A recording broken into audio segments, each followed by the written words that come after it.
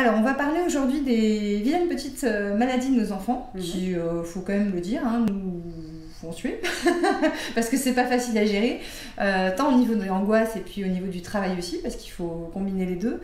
Il faut pas trop s'angoisser, mais parfois aussi il faut être très à l'écoute. Enfin bon, bref, tout ça est une histoire d'équilibre et c'est pas simple, mais tu vas nous donner des petites astuces pour nous en sortir. Alors, la première étape, on va passer vraiment les questions qui sont difficiles de santé, mais la première étape, c'est évidemment les vaccins. Est-ce que tu peux nous rappeler quels sont les vaccins obligatoires ? Je peux. Je peux. Il y a 3 vaccins obligatoires, c'est la diphtérie, le tétanos et la poliomyélite. Et il y a un vaccin obligatoire, mais en Guyane, qui est la fièvre jaune. Voilà. D'accord. Ce sont les 4 vaccins, en tout cas les 3 pour la métropole, qui sont obligatoires en France. Et effectivement, le souci qu'ont beaucoup de parents, c'est que ces 3 vaccins sont toujours, en tout cas très fréquemment, associés à d'autres vaccins qui ne sont pas obligatoires. Donc voilà, ce qui a posé beaucoup de polémiques et ce qui est encore en discussion, ce qui devrait peut-être changer d'ailleurs, mais ce qui va peut-être changer. Qui va peut-être changer. Ils vont peut-être faire des vaccins strictement réservés, enfin strictement limités à ces vaccins obligatoires. D'accord. Donc il y en a notamment pour la crèche. Ma fille était en crèche. Oui. Il y en a un qui est fortement conseillé. Alors, il y en a un qu'on fait, mais qui n'est pas obligatoire non plus, c'est la tuberculose. Alors après, c'est vrai qu'en crèche, on demande les carnets de vaccination pour voir aussi qui est vacciné, qui n'est pas vacciné. Ça nous permet aussi de voir en cas de maladie, d'épidémie, de repérer aussi rapidement ceux qui ne seront pas vaccinés. Mais c'est la tuberculose, par exemple, en France, en Île-de-France, c'est normalement recommandé. Encore une fois, ce n'est pas une obligation, mais c'est encore recommandé. Donc, comme c'est quand même un sujet qui est très, on va dire, virulent, moi je vous conseille réellement d'en parler aux pédiatres et aux médecins ou aux médecins et qui vous conseillent vraiment en fonction de la situation, de la famille, de là où vous habitez, de là où vous allez aller à la crèche, de tout ça, pour discuter avec vous du meilleur parti pris et refaire le point aussi sur ces risques de vaccins qui, à mon avis, font beaucoup de bruit pour rien parce qu'on oublie ces maladies qui ont aussi disparu. Mais qui sont aussi quand même beaucoup plus cognées que les potentiels effets secondaires d'un vaccin. Ouais.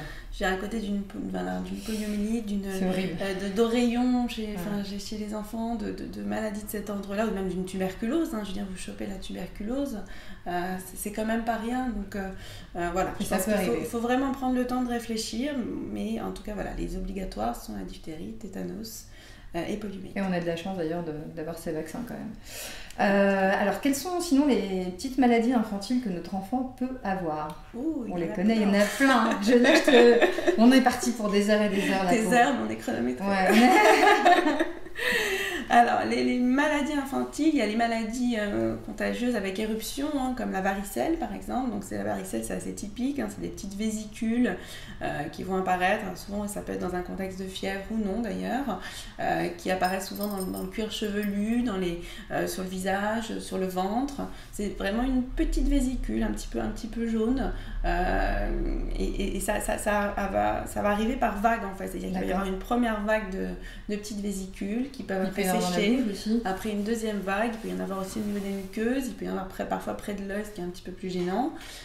Mais effectivement, ça arrive par vague. Donc là, effectivement, il faut traiter d'abord le fait que ça gratte. Ça peut être gênant parce que ça peut l'ennuyer. Il faut bien couper les ongles parce que quand il se gratte, c'est pas terrible, c'est pas propre. Donc ça peut surinfecter aussi ces petits boutons-là. L'été, c'est pénible. Voilà, les petits, en fonction de leur âge. Alors, c'est vrai que finalement, plus ils sont petits, mieux c'est supporté en général parce qu'ils se grattent pas trop, les tout petits. En fait, il faudrait tous qu'ils attrapent la varicelle très tôt. Des fêtes de varicelle. C'est ça en fait. Et puis l'hiver. Tout le monde les attrape. Créer des groupes de varicelle, ça peut être pas mal. Et puis nettoyer, donc bien nettoyer les petits boutons et puis mettre des crèmes plutôt asséchantes en fait pour que ça cicatrise rapidement. Alors pareil, j'ai des marques mais je ne cite pas. C'est compliqué. Ouais. Donc, voilà. Tu peux dire le premier mot et la fin. C'est. Je vois très bien ce que c'est. Alors ensuite, en termes d'autres maladies infantiles, qu'est-ce qu'on peut avoir ? Il peut y avoir des petits soucis. Enfin, il y a la bronchiolite d'ailleurs. La bronchiolite, c'est une maladie assez fréquente chez les petits. C'est en fait une infection virale qui va se traduire par une espèce de sifflement et qui commence quasiment toujours par un rhume. C'est-à-dire qu'on a un virus qui est d'abord localisé en haut et qui va globalement descendre sur les bronches. On a la bronchite chez l'adulte, on a la bronchiolite chez les petits, donc jusqu'à 2 ans à peu près, on parle de bronchiolite. Donc c'est une infection, une inflammation à ce niveau-là. Et du coup, en fait, le seul traitement de cette bronchiolite, c'est symptomatique en fait. C'est-à-dire qu'il faut nettoyer les nez régulièrement parce que ça continue de surinfecter. Il faut éventuellement parfois aider à dégager les enfants, et là c'est les fameuses séances qu'on déteste. C'est horrible chez le kiné. Chez le kiné, on a juste envie d'étrangler son kiné. Des fois essayer d'envoyer les papas, c'est beaucoup mieux parce qu'ils sont plus forts que nous, en tout cas que moi aussi. Parce qu'il faut du coup les aider effectivement à expectorer tout ça et à sortir tout ça. Mais c'est magique, franchement c'est magique. Et au niveau alimentaire par contre, c'est des enfants, la toux fait vomir, la toux dérange, donc il ne faut pas hésiter aussi à fractionner l'alimentation. D'accord. À donner plus de petits repas, à bien aussi attendre qu'ils rotent et qu'ils se dégagent aussi pour pas qu'il y ait de surcharge, les garder le plus longtemps possible à la verticale avant de les recoucher, pour limiter effectivement tout ça. Et après dans des cas plus avancés effectivement de bronchiolite, on peut avoir recours à des bronchodilatateurs pour aider, un peu comme dans l'asthme en fait. Donc on donne au baby à l'heure avec une espèce de gros masque sur la en forme de canard, etc. On a toutes les formes pour effectivement du coup aider à dilater ses bronches et améliorer ça. Et parfois encore on en peut aussi avoir besoin de corticoïdes en fait pour encore améliorer ça. Ouais, pas le choix. Il y a aussi des fois aussi des problèmes de conjonctivite. Oui, tout à fait. Alors, est-ce qu'on peut éviter ça? Il n'y a pas grand-chose à faire, c'est hyper contagieux ce truc-là. Se laver, évidemment. Se laver un million de fois les mains. Alors, quand on est dans le domaine de la crèche, effectivement, la conjonctivite, ça flambe, tout le monde en a. À partir du moment où il y en a un, tout le monde en a. Alors du coup, il y a quand même un petit distinguo à faire entre la conjonctivite virale en fait, alors qui peut parfois être liée justement à cette infection de la sphère ORL, c'est-à-dire qu'on a le rhume et puis on a, ça coule un peu partout et on a aussi les yeux qui vont couler, mais des deux côtés, qui sont pas forcément très très jaunes, très purulents, mais qui vont coller un peu au réveil de la sieste, qui collent un petit peu au réveil du matin, mais qui coulent pas plus que ça dans la journée. Donc là, faut juste nettoyer. Avec du sérum. Souvent, il n'y a pas forcément besoin non plus d'antibiotiques, mais ça se réévalue et ça se fait montrer au médecin quand même pour être sûr. Et on distingue ça quand même de la conjonctivite, pour le coup, elle, franchement purulente, où on a l'œil qui coule, l'œil qui coule non-stop, l'œil qui est tout le temps collé, qui peut être rouge, qui peut être douloureux, un enfant qui se gratte tout le temps. Alors à partir du moment où il se gratte, il touche les jouets, les autres enfants ils rattrapent, donc c'est très les parents aussi peuvent être attrapés. Et les parents aussi, donc il faut vraiment se laver énormément les mains. Première chose, c'est toujours mettre du sérum fille et consulter si on nettoyer avec une compresse de l'intérieur toujours vers l'extérieur. Et puis s'il y a besoin, si ça passe pas avec le simple nettoyage au bout de 24 heures déjà, il faut quand même consulter, 24-48 heures maximum, il faut consulter parce qu'il y aura peut-être un collier antibiotique à mettre vraiment dans le creux en bas, et puis ça se diffuse après. On a aussi les fameux épisodes de gastro-entérite. C'est bientôt fini, ça là, on arrive au printemps. Mais c'est impressionnant parce que quand on a son enfant qui ne mange plus, qui vomit, qui a la diarrhée, etc., c'est difficile. Qu'est-ce qu'on peut faire? Pas grand-chose à part l'hydrater, évidemment. Alors, essayer de l'hydrater, effectivement, ce qui peut être parfois compliqué. Alors, il y a des fois, en fonction des gastro-entérites, justement, des fois, ils sont ou plus à vomissement ou plus à diarrhée. Donc, des fois, on a quand même une petite chance d'y arriver par l'un ou l'autre. On ne va pas être dans une situation trop compliquée. Mais effectivement, il faut... l'urgence, c'est quand même de l'hydrater. Donc, si on a plus de diarrhée, effectivement, on a un enfant qui va avoir des diarrhées, déjà s'assurer que c'est bien une diarrhée liée à une infection, parce que ça peut être une diarrhée, par exemple une diarrhée du constipé, un enfant qui n'est pas allé 3 jours à la selle, quand il va à la selle la fois d'après, ça peut vraiment être de la diarrhée et pas de la constipation et pas forcément des petites boules. Si effectivement on a des selles qui vont se répéter, on est peut-être plutôt dans un cas de diarrhée. D'accord. À ce moment-là, on essaye de réhydrater, de limiter les aliments qui peuvent favoriser pour le coup la diarrhée, donc tout ce qui va être très fibres, très fruits, très légumes. Alors, il va être content, il va manger du blanc, des pâtes, du riz, des terre, pâtes, des féculents. Des compotes aussi, tout ce qui est plutôt aliments cuits, éventuellement les bananes aussi, c'est pas mal. Et puis le réhydrater au fur et à mesure. Chez les enfants, on utilise souvent des solutés de réhydratation. Donc c'est un petit sachet à diluer dans 200 ml d'eau de biberon en fait. D'accord. Éventuellement à garder au frais parce que ça passe mieux. C'est souvent aussi mieux accepté chez les plus petits parce que les plus grands trouvent que c'est pas très bon. Mais le donner de façon régulière. Donc, chez les enfants qui seraient encore, par exemple, que à l'allaitement, ça vaut le coup d'arrêter par exemple pendant on va dire 6 heures les biberons et essayer de leur donner vraiment ça de façon répétée par petite dose. On donne 30 cc à chaque fois, toutes les demi-heures pour qu'ils gardent une hydratation qui ne soit pas trop remplie, pas trop gênée au niveau gastrique et espérer qu'ils ne la vomissent pas sur c'est ça. Et puis chez les enfants qui sont, puis un peu au bout de près de 6 heures d'essayer de reprendre les biberons, mais pareil aussi en fractionné pour voir la tolérance. Et puis chez les enfants plus grands, réhydrater, éviter les laitages quand même au début, parce que ça peut être bon. Et en cas de vomissement, par contre, souvent on est quand même... c'est dur. C'est dur parce qu'on ne va pas pouvoir les réhydrater. Ouais, c'est ça. Donc il faut vraiment bien les surveiller. Si jamais ces symptômes qui sont plutôt banals au bout de 24-48 heures passent pas, pareil, il faut quand même aller chez le médecin qui donne des traitements symptomatiques, éventuellement des suppositoires, des choses comme ça. D'accord. Pareil pour ralentir les symptômes et pour aussi avoir des poids de référence parce qu'en 2 jours de vomissement, de diarrhée, on peut quand même sacrément se déshydrater. Donc c'est vraiment bien quand c'est possible d'avoir un poids assez tôt pour surveiller en fait son état d'hydratation et l'alimentation. D'accord. Quid de la fièvre? Ça c'est toujours la panique à bord quand on a notre enfant qui fait une montée de température hyper forte.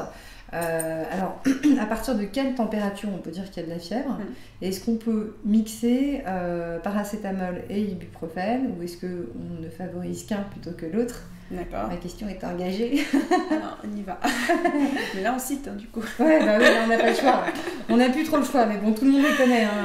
Alors, la fièvre, d'abord, c'est un mécanisme de défense. Quand il a de la fièvre, il essaye de se défendre contre quelque chose. Il y a quelque chose qui ne va pas. Donc, a priori, si l'enfant a de la fièvre, il faut aussi voir comment il le supporte. S'il le supporte bien, on peut éventuellement laisser comme ça.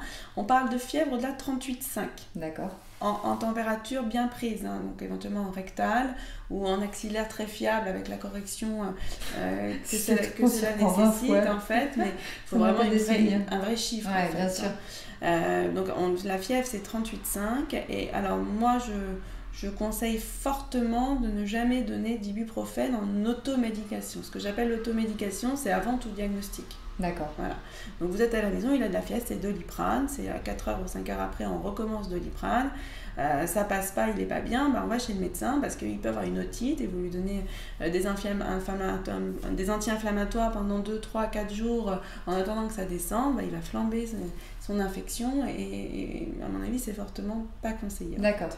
Donc il vaut mieux lui donner du Doliprane jusqu'à un diagnostic. Si après effectivement le médecin vous dit c'est ça ou ça, vous pouvez lui donner des anti-inflammatoires, dans ce cas-là oui on peut parce qu'on sait qu'il n'y aura pas de risque derrière. En fait. D'accord. Mais sinon quand on ne sait pas ce que ça peut être, c'est Doliprane et ibuprofène que sur prescription. D'accord. Et d'ailleurs justement il me semble qu'il ne faut pas mixer varicelle et Advil. Je crois que c'est pas conseillé. Non. C'est conseillé jamais de mélanger des anti-inflammatoires avec une infection qui n'est pas sous contrôle. Effectivement, ça fait flamber de toute façon. Ok. Il y a des rares cas, on en a eu des parents qui nous ont posé des questions à ce sujet parce que c'est très impressionnant et moi-même je l'avais vu pour ma fille, on en a parlé, de convulsions. Ouais. Ça se manifeste comment et qu'est-ce qu'on fait? C'est hyper impressionnant. Alors la convulsion, pareil, c'est effectivement très très impressionnant, c'est ce qu'on appelle la convulsion hyperthermique. Alors souvent ça arrive, quelle que soit finalement l'infection, mais c'est plutôt avec le pic fébrile, la montée très rapide de la température. Et on peut atteindre des pics importants à 30, 40, 41 parfois. Parfois, c'est effectivement cette montée rapide de température qui va être responsable. Et des fois, finalement, même à 39, et comme on est passé très vite de 37 à 39, ça suffit en fait à déclencher la convulsion. Alors, heureusement, tout le monde n'en fait pas. C'est, on va dire, entre 5 mois et 5 ans maximum, avec un pic plutôt vers les 18 mois, on va dire. Ça peut être fréquent dans ces âges-là, enfin fréquent. C'est de fréquence, on va dire. Ça va être quoi? Ça va être... le corps va bouger en fait, on a des mouvements de convulsion, de mouvement des bras, des jambes aussi. Il peut y avoir souvent une perte de contact avec parfois les yeux qui se révulsent ou un enfant qu'on ne sent plus en fait. Il y a de la fièvre, mais en tout cas ce qui est très très important, c'est que d'abord c'est des crises qui doivent être courtes. Donc ça dure 1 minute, 5 minutes maximum dans le cas de la convulsion hyperthermique. Et quand il revient, lui, il est complètement normal. Mais c'est ça qui est impressionnant. Il faut qu'il soit complètement normal. D'accord. Si jamais c'est un enfant plus petit, moins de 3 mois, si pendant la crise il a des soucis respiratoires, il devient bleu, les lèvres bleutées, il a une gêne pour respirer, vous sentez qu'il cherche mais qu'il ne trouve pas, vraiment presque en apnée. Si c'est une convulsion qui va être asymétrique, c'est-à-dire que ça va être plus un côté que de l'autre. Si quand il récupère, il n'est pas complètement dans son état normal, là effectivement, c'est des situations qui amènent à consulter en urgence. Moi, cela dit, je pense que dans un premier épisode même de convulsion hyperthermique, quand on ne sait pas ce que c'est, qu'on n'est pas médecin, qu'on est chez soi, c'est suffisamment impressionnant pour aussi appeler, au moins demander un avis, ne serait-ce qu'au 15 ou à son médecin s'il est très disponible, pour qu'il vous donne la marche à suivre et voir ce qu'il faudra faire par la suite. Okay. Et l'autre chose, c'est quand il est en convulsion, il faut essayer de le mettre dans un environnement où il ne va pas tomber, on va le laisser sur une table, il faut vraiment qu'il soit plutôt au sol et ce qu'on appelle en position latérale de sécurité, c'est-à-dire couché sur le côté gauche. Bébé, reviens bébé. Bébé, bonjour, voilà, bonjour bébé. Donc couché sur le côté gauche, donc là c'est ma gauche. Très chaud. Ouais, c'est sa gauche, non c'est ma droite, ça va pas. Bon, on va y arriver. Ouais. Côté gauche, hop. Et puis du coup avec une petite jambe en avant pour qu'il soit bien stable, la tête un peu plus bas que le reste du corps, c'est pas la peine de mettre un coussin sous sa tête, parce que si jamais il vomit pendant la crise ou quoi, ici il est dans l'autre sens, il risque d'avaler le vomi. Théoriquement on n'a pas besoin non plus de vider la bouche ou quoi, sauf si on a un doute sur le fait qu'il ait mangé quelque chose ou qui est en train de manger et qu'il a eu la convulsion en mangeant, il faut essayer de sortir la petite chose, mais c'est au risque de se faire quand même bien croquer les doigts. Si on sait qu'il n'a rien dans la bouche, c'est pas la peine d'aller chercher dans la bouche. Ok, très bon conseil. Merci bébé. Il y a le fameux aussi conseil, alors évidemment on les découvre au maximum, même si on se dit le pauvre il va attraper encore plus froid, ça sert à rien de trop le couvrir, on est d'accord avec ça. Et puis il y a le remède des grands-mères contre les fortes températures qui sont le bain. Est-ce que c'est bien? Est-ce que c'est pas bien? Alors là on parle de la fièvre ou de la convulsion? La fièvre. Donc dans le cadre de la fièvre, la convulsion on va pas le mettre dans le bain, dans le cadre de la fièvre, il faut les découvrir au maximum, les laisser en body, voire même complètement à l'air, mais déjà en body c'est déjà pas mal.